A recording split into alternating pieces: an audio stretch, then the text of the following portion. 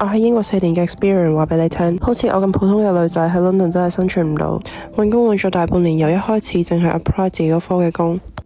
到之後乜嘢都 apply， 樓面 retail 你諗過嘅我全部都 apply 過，結果 either 唔覆你 email， 再唔係試完工就話你唔適合。講真勁 anxious， 究竟係咪真係我有問題？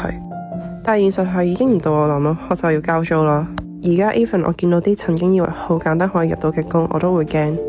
好驚俾人 ghost。我以前真係信或者努力就得噶啦，但係嚟到 London 先發現，普通嘅努力喺呢度真係可以收皮，因為喺倫敦最罩忌嘅就係普通。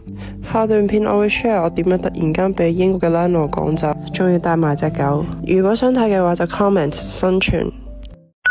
疑英女貝隆求職半年零 offer， 被業主掃地出門，身無分文，仍然死撐不回家。評論區炸鍋了，一半人罵他自不量力，放着安穩日子不過，一半人嘆他太慘，倫敦把普通人逼到絕境。但我今天要澆一盆冷水啊，你們全錯了，這根本不是倫敦太殘酷，也不是這貝隆能力差，而是他犯了一個全天下普通人都會犯的致命錯誤，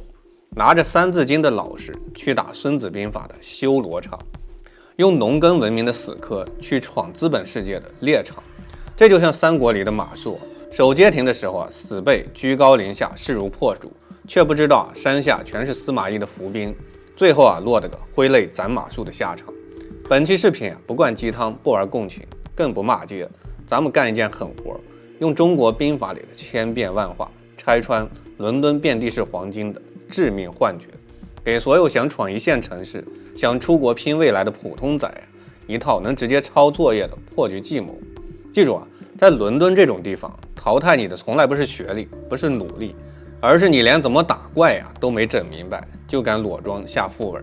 這就像什麼？你拿一多蘭戒去打人六神裝，你覺得行嗎？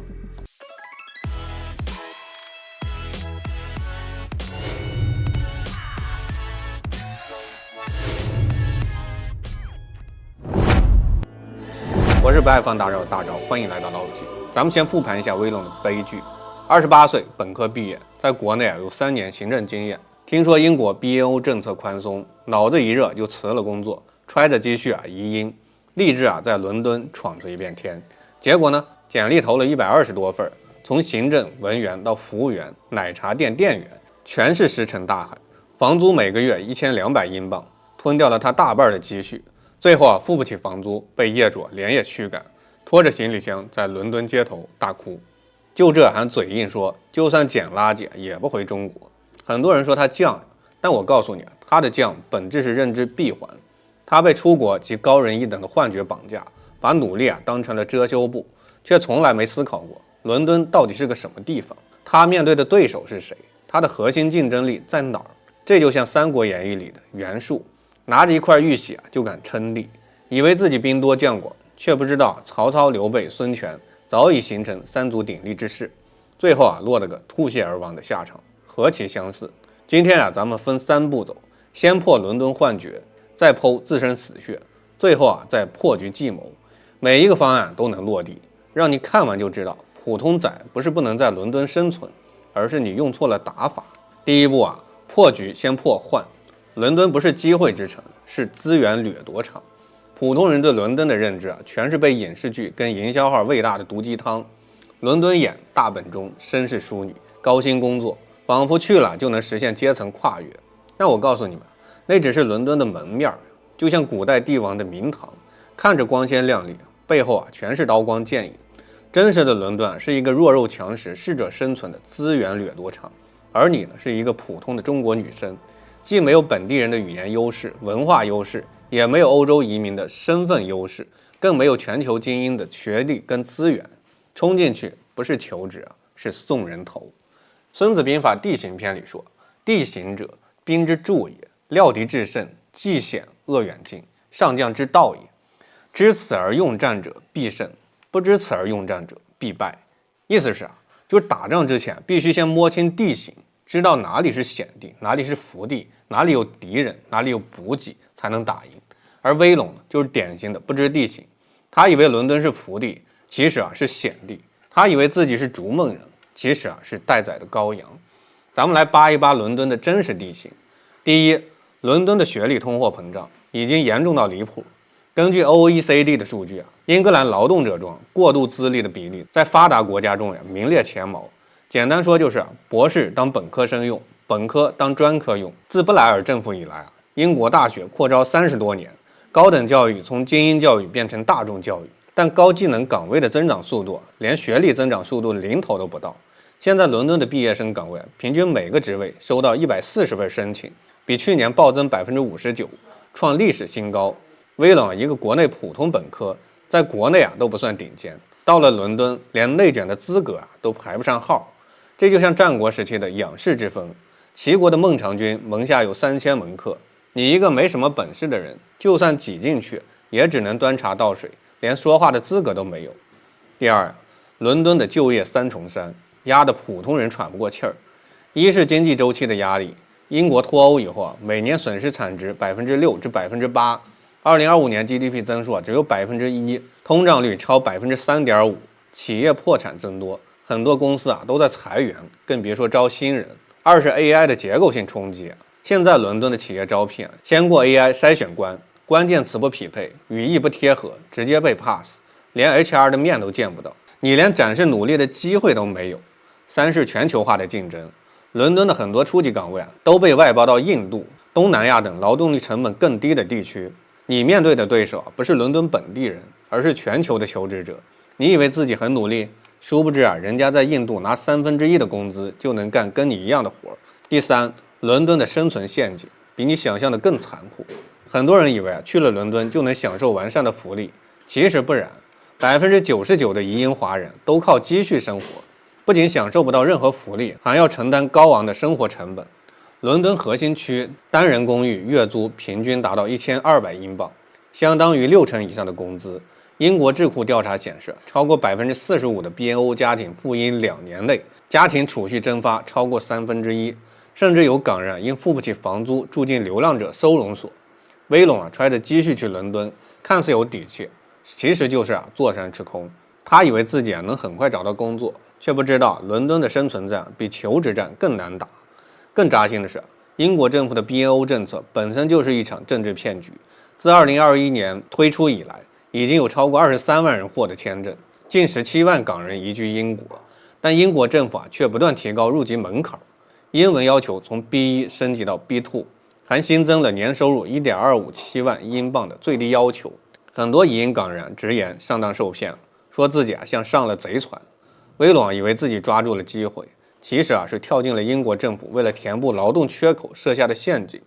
這就像《孫子兵法·史記》篇裡說的：“兵者詭道也。”英國政府用美好承諾當誘餌，引普通人入局，最後瓮中捉鱉，榨乾你的價值。所以普通人第一個要打破的幻覺就是倫敦不是逐夢之地，是修羅場；不是機會之城，是篩選之城。你連這個地形都沒摸清楚就敢衝進去，你自己說你是勇敢呢，還是愚蠢？打破了倫敦的幻觉，咱們再來看威龙的問题。他不是不努力也不是運氣差，而是他的普通人打法在倫敦的修羅場裡根本就不堪一擊。他身上的3大致命死穴，也是所有想闖一線城市、想出國拼未来普通仔的通病。咱們一一拆解，讓你对号入座，避免重蹈覆辙。天下熙熙，皆為利來；天下攘攘，皆為利往。倫敦的企業不是慈善機構，不會因為你努力就錄用你，他們只看你能帶來什麼價值。威冷投的簡歷全是我能吃苦，我態度好，我會英語，這些東西街上隨便抓10個人都有。你沒有任何不可替代性，老闆為什麼要選你？舉個例子，威龍應聘服務員，他以為自己肯吃苦，態度好就能錄用。但倫敦的服務員不僅要會英語，還要會法語、西班牙語，還要懂禮儀，會推銷，甚至還要會處理突發情況。你只具備基礎能力，在倫敦的求職市場裡就像溫水裡的青蛙，看似安全，其實早已被淘汰。更可笑的是，威冷連自己的敵人是誰都沒摸清楚，他以為自己的对手是跟他一樣的普通求職者，其實不然，他的對手是本地精英，也就是語言加文化碾壓。他們從小在倫敦長大，熟悉本地的規則，人脈廣，資源多，是歐洲流動人口，有經驗加身份優勢。他們有歐盟身份，不用面對簽證問題，而且很多人有多年工作經驗，是全球留學生就是學歷加卷度拉满。他们拿着頂尖大學的文凭，願意接受低薪，卷度比你想的更誇張。你一個裸裝的普通仔衝進去跟他們競爭，不是以卵擊石是什麼？死穴二不知己，錯把普通當成優勢，不懂藏拙，更不懂借力。威龍常說她就是個普通女生，她能做的就是努力。這句話聽起來很正能量，但在倫敦普通就是原罪。你普通就意味着你沒有亮點，沒有記憶點，沒有不可替代性。你投的簡歷只會被 AI 一鍵篩選到，只會被 HR 忽略，你連被淘汰的資格都沒有。這就像《三國演義》裡劉禪，明明自己昏庸無能，卻不知道藏拙，反而聽信讒言，荒廢朝政，最後樂不思蜀，成為歷史上的笑柄。而真正厲害的人都是知己知彼，懂得藏拙的，懂得借力的。就像劉禪他爹劉備，明明自己實力薄弱，卻懂得三顧茅廬，借力諸葛亮的智慧，最後建立蜀漢，三分天下。威廉的不知己還體現在他不懂揚長避短。他在國內僅有3年的行政經驗，這是他的長，但他卻放棄了自己的優勢，去應聘服務員、奶茶店員，這就是棄長取短。更重要的是，威廉不懂借力。他在倫敦沒有人脈，沒有資源，卻不知道主動去結交華人社群，去尋找老鄉幫助，反而一個人死磕，投簡歷等回復，日復一日，最後陷入絕境。死穴3無計可施，重複無效努力，不懂變計，陷入認知閉環。孫子兵法9變篇裡說，將通於9變之利者，知用兵矣；將不通於9變之利者，雖知地形，不能得地之利矣。意思就是善於打仗的人懂得靈活變通，根據不同的情況制定不同的策略，而不善於打仗的人就算摸清了地形，也不能發揮地形的優勢。威廉最大的致命傷就是無計可施，只會重複無效努力，不懂變計，陷入了認知閉環。他投了120多份簡歷，全是海投，沒有研究崗位需求，只是一味的投了再投，被拒絕了再投，這就是重複性送人頭，就是無效努力。就像戰國時期的趙括，只會紙上談兵，只會背誦兵法，卻不懂靈活變通，最後在長平之戰中被白起大敗，40萬趙軍被坑殺。說到底就是無計可施，只會蠻幹。更可怕的是，威廉陷入了認知閉環。他認為只要自己再努力一點，再堅持一點，就一定能找到工作。他認為不回家就是有骨氣，卻不知道死撐不是骨氣。《論語為政》裡說，知之為知之，不知為不知，是知也。真正的智慧是知道自己的不足，知道自己的打法不對，然後及時調整，而不是一味的死撐。舉個例子，威廉投了幾十份行政崗位都被拒絕了，他沒有反思是不是自己投的簡歷有問題，是不是自己能力不符合崗位需求，反而認為是自己不夠努力，然後繼續投行政崗位，甚至投更低端的崗位，最後越投越焦慮，越焦慮越投，陷入了惡性循環的內耗。這就像《三國演義》裡袁紹在官渡之戰中明明屢戰屢敗，卻不知道調整策略，反而一味的增兵，最後被曹操大敗，失去了統一北方的機會。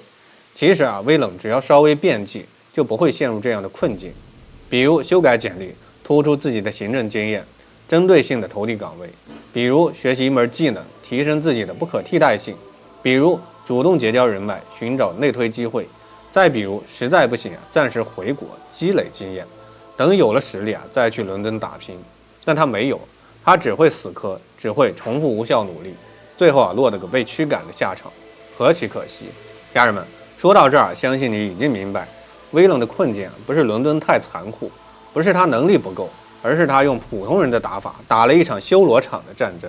不是普通仔不適合倫敦，是普通仔不懂用計謀，不懂得變通。最後給所有想闖倫敦、想出國拼未來的普通仔送上3句最實在的忠告：第一，放棄努力就有回報的幻想，接受倫敦是獵場的現實。在倫敦努力是基礎，但計謀才是關鍵。踏實是優點，但變通才是生存之道。不要用農耕思維去打資本遊戲，不要用老實本分去闖修羅場，否則你只會像威廉一樣撞得頭破血流。第二，知己知彼，量力而行，不要盲目跟風，不要衝動出國，先評估自己的實力，先摸清倫敦的規則，再決定是否出發。如果已經在倫敦，不要死撐，不要陷入認知閉環，即使調整策略，靈活變通，該借力就借力，該止損就止損。第三呀，普通不可怕，可怕的是一直用普通的方式活着。你可以暂时普通，可以暂时迷茫，你可以暫时失敗，但你不能一直普通，不能一直迷茫，不能一直用無效努力消耗自己。家人们，倫敦從來不是普通人的地獄，也不是精英的天堂，它是一個適者生存的獵場。在這裡淘汰你的從來不是學歷，不是努力，而是你的認知、你的打法、你的計謀。我是不愛放大招的大招，咱們下期再見。